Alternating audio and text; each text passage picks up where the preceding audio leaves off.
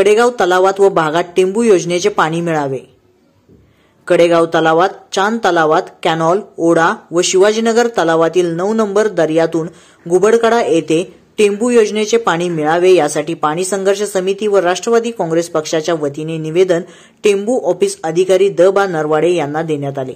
यावेळी राष्ट्रवादी काँग्रेस व पाणी संघर्ष समितीचे अध्यक्ष DS देशमुख, नगरपंचायत विरोधी पक्षनेते नगरसेवक विजय शिंदे, नगरसेवक दादासाहेब माळी, संदीप देसाई, पाणी संघर्ष समिती संयोजक अभिमन्यू वरुडे, जीवन करकटे, प्रवीण करडे, शशिकांत रासकर, संजय तडसरे, बजरंग अडसूळ, रघुनाथ गायकवाड, दत्तात्रय भोसले, युनुस इनामदार, अनिल देसाई, प्रकाश शिंदे, शिवाजी माळी तसेच अनेक शेतकरी उपस्थित होते।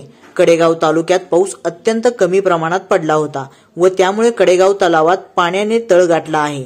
पिके धोक्यात आली आहेत। टेंबू उशाला आणि कोरड कडेगावकरांच्या घशाला अशी परिस्थिती निर्माण झाली आहे।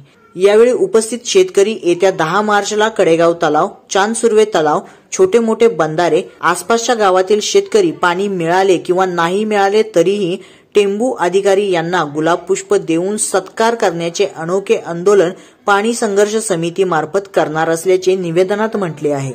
सालामध्ये पाऊस अत्यंत अल्प पडल्यामुळे शासन धोरणानुसार कोकणामध्ये पाऊस जास्त झाल्याने पाणी सोडून धरण आणि तलाव भरण्याचं धोरण ठरलं।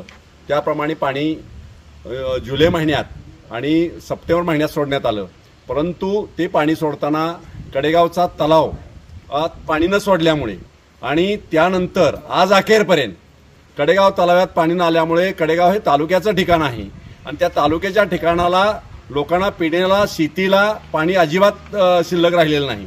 तरी याची दखल प्रशासन आणि शासनाने घेऊन अजून 3 आवर्तनं कडेगाव तलावात सोडली तरच लोकांचं पिण्याचा आणि शेतकऱ्यांचा प्रश्न सुटेल, अन्यथा तीव्र स्वरूपाचा पाण्याचा टंचाई भासून लोकांची गैरसोय होईल आणि लोकांना नाईलाजाने रस्त्यावर उतरावं लागेल। तर शासनाने आणि प्रशासनाची दखल घेऊन पाण्याचा योग्य बंदोबस्त करावा अशी शासन प्रशासनाला या मार्फत विनंती आहे।